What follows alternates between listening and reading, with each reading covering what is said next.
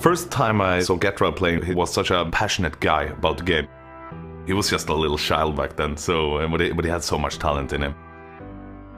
You know, everybody who's like that guy. They thought he was a bit too young to be a star player, but he proved everybody wrong. I got introduced by my older brother when I was 9 years old. He showed me the game and I was like, whoa, what is this? How cool is this? And then he just introduced to me the whole world of Counter-Strike and I just instantly loved it. Christopher's amazing journey, especially in the start. Esport in 2001, I got introduced and I was like, whoa, can I actually win money playing this game as well? This is so cool, this is something I really want to try. We're following the games like 4 in the morning here in Sweden because the games were so late in the US. So you had to stay up the whole night and that's when I first saw Heaton. Well, esports was totally new when I started playing. I think I was maybe the first guy in Sweden to receive a salary from playing computer games. I think it was something like $200 or something. I felt like I was king of the world and I even got free mices and keyboards and that was huge. When I saw Heaton play the first time, I was like, whoa, he's super good, this player. I need to look up this guy and see who it is and where he's from and so on. And then I saw he was from Sweden in Stockholm. It's like, oh, I need to follow this guy. I need to know what he's doing, what team he's playing for, what achievements he's done. Basically after that I got hooked and I was like, he's my idol.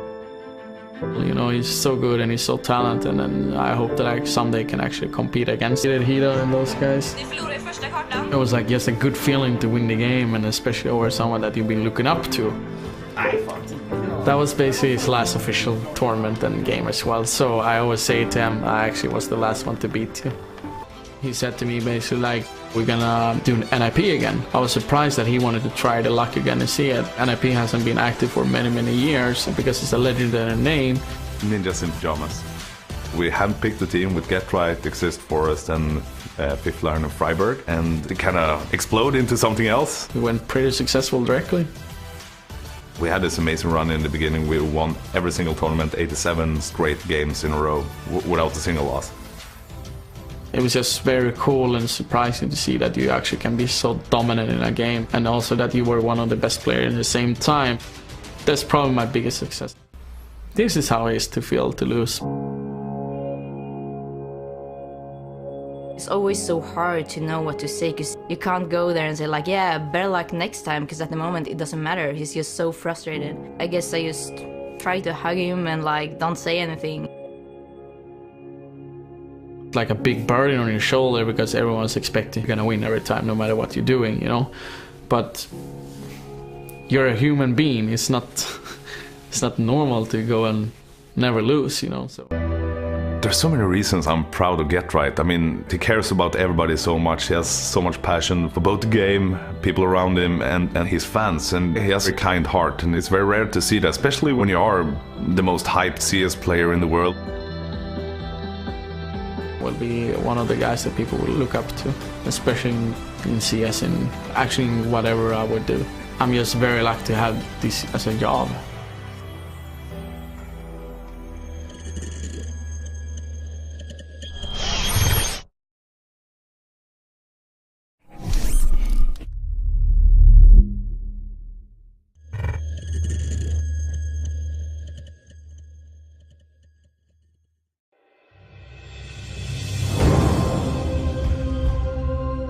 I've been playing Counter-Strike for 14 years, since I was 6. My escape has always been in gaming. Je pense que KennyS s'est investi autant dans le jeu parce que, bon, déjà ça lui a plu et il s'est réfugié là-dedans parce qu'on avait des problèmes de famille et ça lui a donné une échappatoire à tout ce qu'il y avait autour de lui. My brother was playing a lot, so I always wanted to try, and my mom was not really happy about it. As the first event, I already a lot of pressure on me because I had to show to everybody that I was pretty good, I was really young, and I played with best players in France, and I proved that I was a good player. And a few months later, Very Games, which was the best team in the world, called me to join them, and I was like, oh my god, it's amazing. I was really happy, but I was really inexperienced, and I got kicked because I was inexperienced, and that kick made me grow a lot, and it helped me a lot in my Counter-Strike.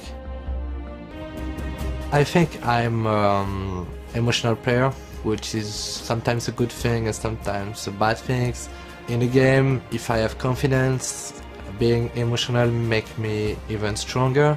But sometimes when I feel bad, I don't have any confidence on the game, I can be just down. I need to work on it, but I'm not giving up. I'm ready to take it to the next level. It's pretty bright. We are 5 really strong complete players, and we fit really well, and we have the potential to be the best in the world.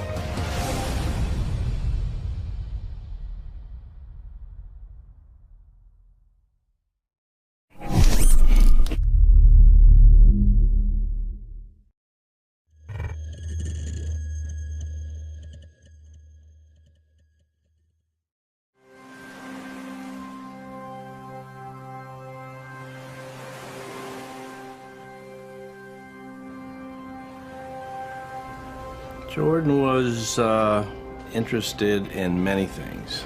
A quiet kid, but very focused. He was a funny little kid. Real quiet, kind of reserved. He was always very smart. He was a great little kid. He loved the game. He saw that his brother liked the game also, and when he saw what it was all about, he was hooked. You know, the normal little brother wants to beat big brother. I also wanted to beat his friends and stuff, so I'm 9 or 10 years old. We have one family computer, and my brother's basically taken ownership of it.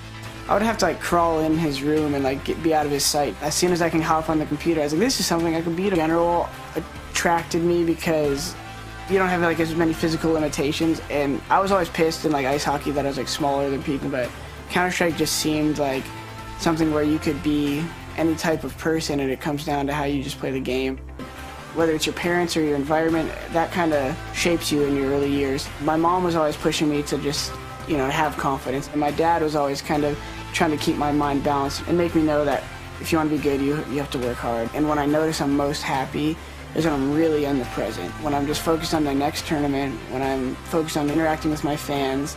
I'm still pretty young, and I learn so much every year about myself. Most gamers, when they go pro, kind of realize that it might be a short-lived thing, and you don't want to hold too much onto the past, like the kid who talks about, you know, dominating high school football and he's 35 years old or something. I still enjoyed playing the game, but it's like, are you going to let your hobby get in the way of having a career? No, but if it could become your career, then I'll pursue it. And if you could find fulfillment, my only suggestion is give in to that for as long as it's feasible. And that's the decision I made with Counter-Strike. As long as I wasn't homeless, I was going to try to play Counter-Strike.